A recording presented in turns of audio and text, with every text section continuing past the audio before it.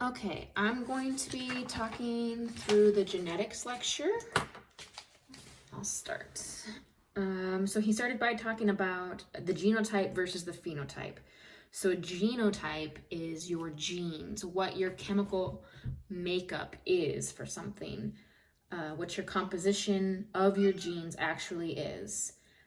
Your phenotype, since it starts with a P, I always remember it as something that you physically show. Whether it be anatomic, physiologic, biochemical, or behavioral. And then he goes over a congenital disorder. A congenital disorder is an anomaly or abnormality that is present at birth. It does not mean that it is specifically genetic traced. It could be something like a lack of oxygen during delivery, causing cerebral palsy, or fetal alcohol syndrome. It's a birth defect, so it's not necessarily genetic. It results as it happens during gestation, or during the birthing process, or at the gene or chromosomal level. So that would be like the cleft lip or palate. So it's something that happens to the genes during gestation, not necessarily something that is passed down. A genetic disorder is a disease which is caused by abnormalities in the genetic material. Huntington's disease is a genetic disease. You can use a Punnett square to figure out the probability of somebody carrying a diseased alleles and what's their probability of showing the phenotype for even like eye color and stuff like that. A carrier is a person who has a diseased gene but is phenotypically normal. So that would be something like our case study where it was if you are a carrier for sickle cell anemia, you don't show that you don't have the disease, you have a carrier. So if you have a child with somebody that has sickle cell anemia, you have a chance, since you're a carrier of the gene, to have a child with sickle cell anemia. Sometimes they might have minor versions of the symptoms, and that's called incomplete dominance. Okay, nucleosides are precursors to the formation of nucleotides. They consist of nucleotides consist of a nitrogen base, a 5-carbon sugar, and a phosphate molecule. Nitrogen bases are either pyrimidines, which are the cysteine and thymines, or the purines, which is adenine and guanine. Nucleotides are ATP, GTP, CTP, UTP, NAD+, NAD. There's a list on the lecture. The nitrogen bases are either purine or pyrimidine. I already went over that. So DNA is in a double helix. The 4 nucleotides are adenine, thymine, guanine, and cysteine. That is only in DNA. RNA is a little bit different. The 4 nucleotides pair up. A always goes with T, and G always goes with C in DNA. So A and T, C and G. And I remembered that by the alphabet. So the first pair, A, is early in the alphabet, and T is later in the alphabet. So an early and a late, and then same thing with the guanine and cysteine. So C goes with G. So earlier in the alphabet, later in the alphabet, C and G. I don't know if that makes sense to you, but that's how I remembered it. So DNA functions to provide a code for protein synthesis. So it's basically the recipe on how to make a protein. So if you unwind DNA, it'll be super, super, super, super long right up here, and just sections of it. So say this section is a gene, and say from here to here is a specific gene. And so that's how DNA polymerase and RNA polymerase come in and they will start at a certain spot where the gene starts, and they will read it, transcribe it, and move it to the cytoplasm. I'll go over that just a second. So this was supposed to say DNA. So in the nucleus, the DNA unwinds, and then a DNA polymerase attaches to where a start codon is. Codons are sets of 3. So a certain code will say a start. So that says, hey, the gene starts here. So that is where you want to start copying. So the DNA polymerase will attach here, and it only adds into the 3' direction, and each strand runs opposite. So 5 to 3, 5 to 3. I don't think he went over that in the lecture, but just for your knowledge, it only adds on the 3' end. So the difference between DNA and RNA, RNA contains uracil instead of thymine. So instead of A pairing with T, A will pair with U. Same thing though, it'll start with RNA polymerase. So inside the nucleus there are nucleotides floating around, the nitrogen bases A, T, G, U, all of that floating around in the nucleus. And RNA polymerase's job is to read, each one of these is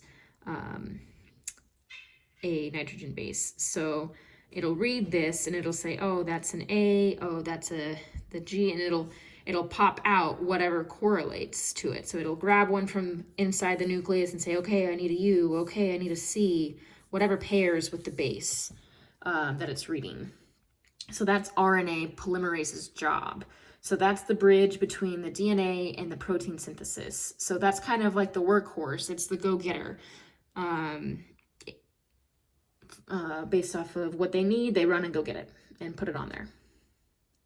So transcription happens in the nucleus. You can remember that because since DNA is the recipe, you have to read the recipe before you can tell somebody about it. And the recipe stays in the nucleus. It does not leave. So you have to transcribe it in the nucleus. So this is happening in the nucleus. And when the RNA polymerase is attaching the nitrogen bases and making the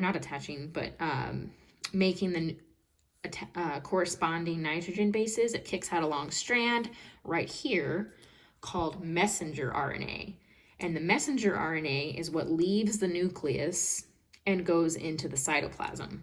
So this is not a copy of the base, but it is an exact match for what goes to the copy. That's what mRNA is. And mRNA will attach to a tRNA, and a tRNA is a transfer RNA.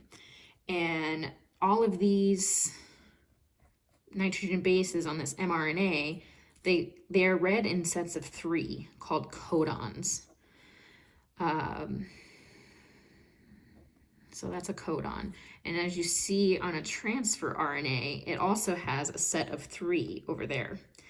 And they will not match, but it will be the corresponding. So it's like, think of it like a magnet. So U will be the positive end of a magnet and A will be the negative end of a magnet. So they'll only connect to each other if it's a positive and a negative charge, like a magnet. Not saying these are magnets, but just picture that in your mind. So the mRNA comes and goes, this is a ribosome. And it comes through it, this little channel through the ribosome. The transfer RNA will attach to the messenger RNA via the matching codon chain here. And each transfer RNA has an amino acid attached to it that is coded to what is here. So the amino acid will attach to the transfer RNA based off of what code is on the transfer RNA. The transfer RNA will only attach in the correct spot on the mRNA that aligns. Therefore, the mRNA will read for a specific amino acid. And when the transfer RNA and messenger RNA come through the ribosome, when they come through the ribosome will allow the transfer RNA to release the amino acid and create a chain. And this is just going to keep happening. So this one will have a transfer RNA, this set of three, this set of three. It'll keep coming through the ribosome and detaching their amino acid to make an amino acid chain until there is a stop codon, until there is a message saying, hey, stop. And then what spits out is the new chain of proteins. And this process is called translation.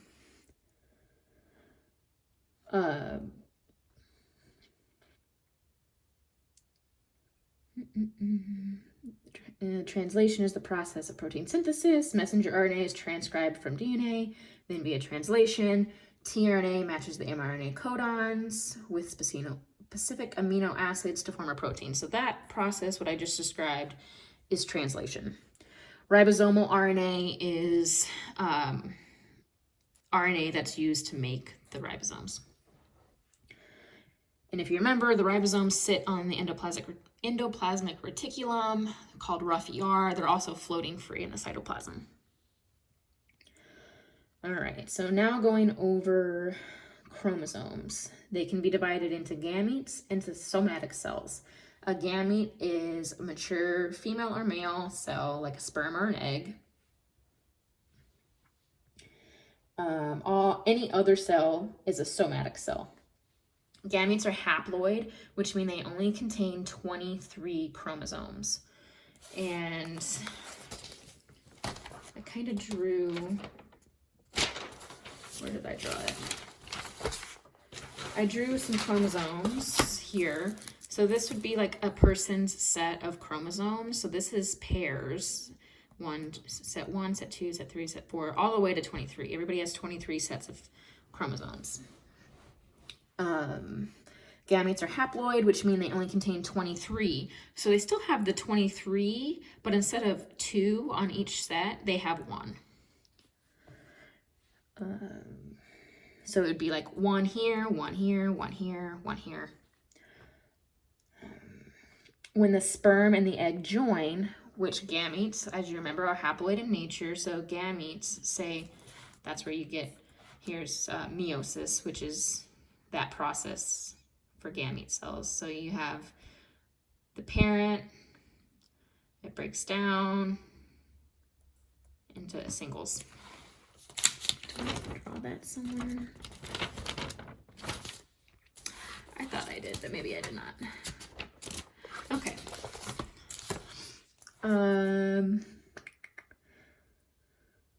Somatic cells, basically which is anything but a sperm or an egg, have 46 total chromosomes. So each one of these is a chromosome. Like I said, they reproduce by mitosis. Did I not? Mitosis, oh, here it is.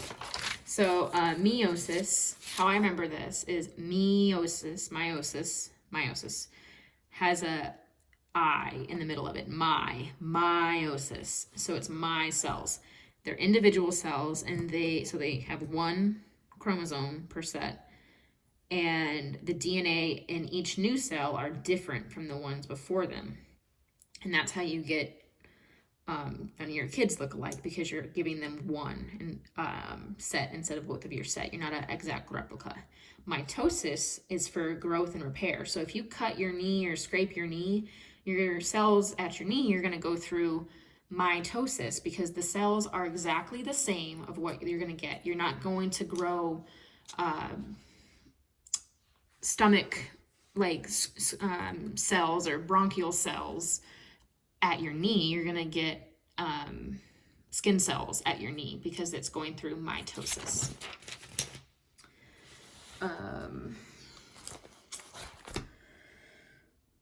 Mutations in the germline can be transmitted to offspring, but mutations in somatic cells are not transmitted to offspring. And that's because gametes, they mix together to make offspring. Somatic cells, they don't create new versions of the cells. It's the exact same replica. So if you're copying a cell that is genetically perfect and you're going to make a twin copy of it, aka a somatic cell, because it goes through mitosis, it's going to be a genetically perfect cell again. Chromosomes are classified into autosomal chromosomes or sex-linked chromosomes. Autosomal chromosomes are chromosomes which do not have any relation to gender. So it would be 1 through 22, because your 23rd pair is what determines sex. And they are said to be autologous. I think I said that right, which means gender has no bearing. Both male and female have the same 22 pairs of chromosomes. They are called autosomal chromosomes or autosomes. Genetic problems or issues which relate to the 22 pairs are called autosomal disorders. So any genetic disorder that happens that is not on the that does not happen on the 23rd set of chromosomes is an autosomal disorder. The two members of each pair, so the two members of each pair are virtually identical to each other in appearance. Thus, autosomal chromosomes are said to be homologous. That means the gene that is right here is going to be the same gene that's right here. And the same gene that's right here is going to be the same gene that's right here.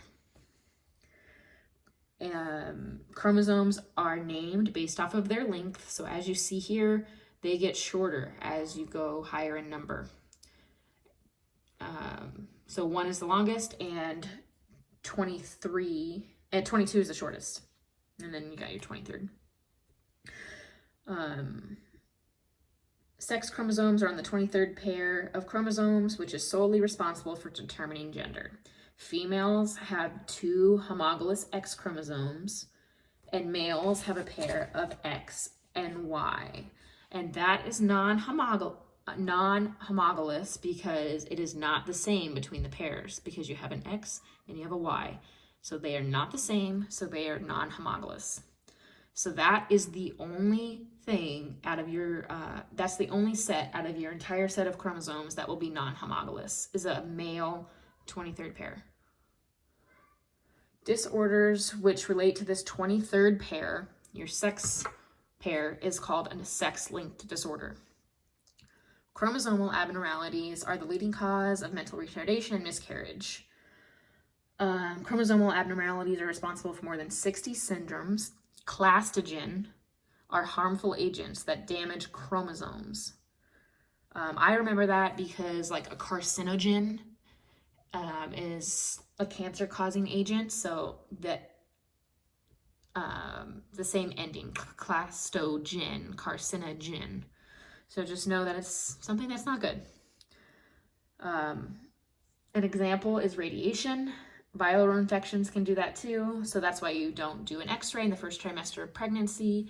And they ask about last menstrual period anytime you go to the doctor. Polypoidy is the state of having 1 or more sets of chromosome pairs. This refers to a numerical change in the whole set of chromosomes. So if you, instead of having 2 sets of chromosomes, you might have 3. So that happens, so if you break off, and maybe these are supposed to break off evenly, but if one breaks off both into one and nothing into the other, and then you're gonna break these 2 into that and those 2 into that, and still nothing over here, your parent cell is gonna come over here, and you're gonna get 1 over here, which is a monosomy, and a trisomy, because this is 1 parent here. So you're going to get 2 from this parent because the non-disjunction happened up here. and you're going to get 1 like you should. So this is the other parent. Here, let me move that. So say this is the other parent, and this is how it's supposed to go. That'll break down, these two split into 2 separate, and then these chromosomes split independently. So, and that happens over here. See how that's different? So you're going to get 1 parent from over here, and then you're going to get another one. So you're going to get these 2, and then 1 over here and 1 over here. So you're going to get 3 in 1. I don't know if that makes sense, but trisomy, monosomy. And that is aneuploidy, which is the alteration in the chromosomal number. When I was talking about polypoidy, I don't even know if I'm saying that right. That makes you have 2 sets of chromosome. Usually you have, instead of having 2 sets of chromosomes, a person may have 3 sets of chromosomes. It's incompatible with life, and the fetuses are miscarried. Aneuploidy is the what I was just talking about. That's caused by a non-disjunction, which is a failure of the chromosomes to divide properly. So instead of getting 46, you'll get 47 or 45 because of this down here. Turner syndrome is an example of a sex-linked monosomy. In Turner syndrome, the person only has 45 chromosomes, and that's a sex-linked one, so that's going to be on the 23rd pair of chromosomes. So they're going to be missing an X, so it'll look like, instead of either XX or XY, that's how the normal 23rd pairs will look. It will look like an XO. And since males always have a Y chromosome, Turner syndrome can only happen to females because there is no Y there.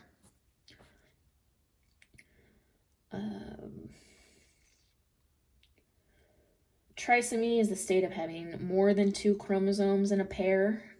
Down syndrome is an autosomal trisomy. In this disorder, that's on the 21st pair. So again, if you see it on a test and it's saying something like it's happening on the 21st chromosome or the 18th chromosome, that's not on the 23rd pair, so it's not sex-linked.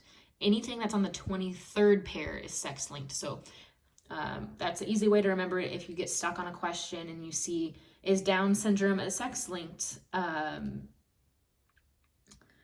And no, it's not, because it's autosomal, because it's on the 21st pair, not the 23rd. Kliefner syndrome is sex-linked because they have 1 or more extra X's. So instead of being XY, it's like XXY or XXXY. And since you see a Y on there, that's a male, only a male, for Klinefelter's syndrome. A deletion is a condition. So there's alterations in the chromosomal structure too. I drew these out. A deletion is a condition in which chromosomes are broken and DNA is lost. So here's my little chromosomes, 1 chromosome. Here's my gene. So this gene breaks off and now it's gone. So that is a deletion. So you just don't have the gene on the chromosome anymore. An example of that is cry de cha, cry of the cat. It's characterized by a distinct cry of the baby, developmental delays, low birth weight, mental retardation, missing kidneys, heart defects. An inversion happens when there are 2 breaks of the chromosome followed by a reinsertion of a fragment at its original site, but it's inverted. So, for example, here's your chromosome, here's your gene. So I put a little highlighted mark up there saying that that's, just look at the picture of the chromosome here, or the gene here. So the chromosome breaks off and then it comes back and reattaches, but it's upside down. See, it's backwards. So that's an inversion. It has no apparent physical effect, but offspring might have genetic issues. Translocation is defined by an exchange in genetic material between non-homologous chromosomes. So say you have two sets of chromosomes here, okay? So say this is set 1 and set 2 of your chromosomes out of the 23 pairs. Well, these two chromosomes are homologous and these two chromosomes are homologous, but these sets are not homologous, okay? So this gene from this set of homologous chromosome breaks off, but you still have this one. It didn't change, okay? So set number 2 didn't change, but this gene broke off of the first set of chromosome, and then it stayed off, it broke off, and it went to the second set of chromosome and added on there. That is a translocation. So yes, these sets are homologous, but one set is not homologous to the second set. So this gene was supposed to stay on this chromosome, but it went to a different chromosome on a different set. That is translocation. This usually does not have any physical problems. However, the offspring can have genetic problems. And then the duplication. Duplication would be you have your set of chromosomes. Again, since this is a homologous pair, these two are going to be identical, these genes at the same spot.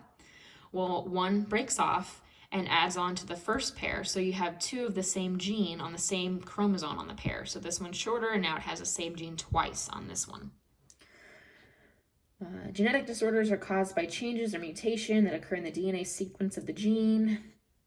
Their disorders are inherited in recognizable patterns, such as autosomal dominant, autosomal recessive, and sex-linked. So that is how it affects, that's going to affect how a Punnett square is. So say brown eyes is dominant. So big B for brown, little b for green, okay? So since it's autosomal dominant, this is going to show as brown eyes, even though you do have a gene for green eyes. Since the brown is dominant, it's going to overtake that and be show brown for your phenotype. Autosomal recessive, so if same parents, if it was BB, now that person is going to have green eyes because there's no dominant gene there. They're both recessive, so that will be green eyes. That's autosomal recessive. Sex-linked, that's when it's on a 23rd pair. If one knows which of these allele patterns has a disease, one can predict the possibilities with a Punnett square. Each of these are called alleles. So one allele, and then this is a pair of alleles. This would be heterozygous because they're two different. One's dominant, one's recessive, and this is homozygous. One is, they're both recessive.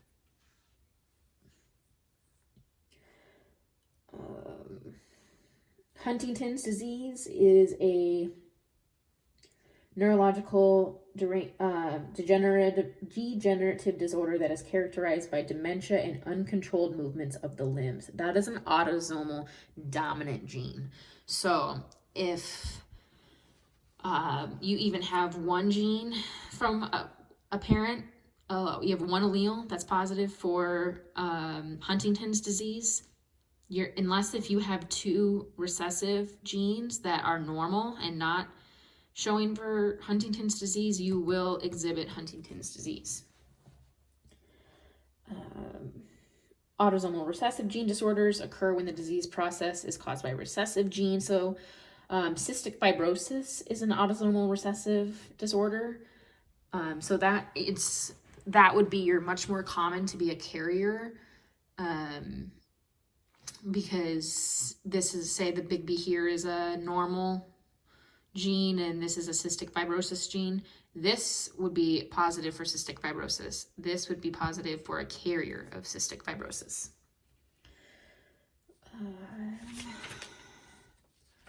So a Punnett square, say you have The mom is always on the side and the dad is up top. So say, like I said with the eyes, so say dad has brown eyes, big B, little b, and mom has green eyes. Oh, sorry, I was doing little b's for green eyes. B, B. So B, big B, little b, big B, little b. So see, you have two squares here that have a dominant B. So you have a 50% chance of brown eyes and a 50% chance for green eyes. Sex-linked disorders are disorders that are linked to the 23rd pair of chromosomes. The most common sex-linked disorders are X-linked disorders. X-linked diseases are caused by a recessive allele that is always located on the X chromosome.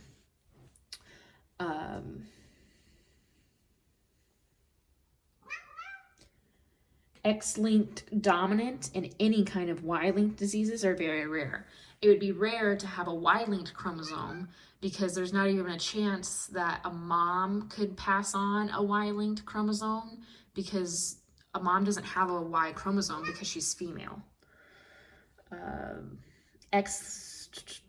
X-linked diseases are caused by a recessive allele that's always on the X chromosome. The disorder is usually expressed in men only, and the reason is because females have two X's and males only have one X chromosome. So if one X is diseased in a female, and since X-linked diseases are recessive, they still have a good chance of being phenotypically normal because they have this other X chromosome to be dominant and rule out the disease. Males don't have that in their back pocket. Hemophilia is an X-linked disorder. It is a deficiency in clotting factors, and then it goes through talking through a Punnett square for that. So I hope some of that made sense. Happy studying.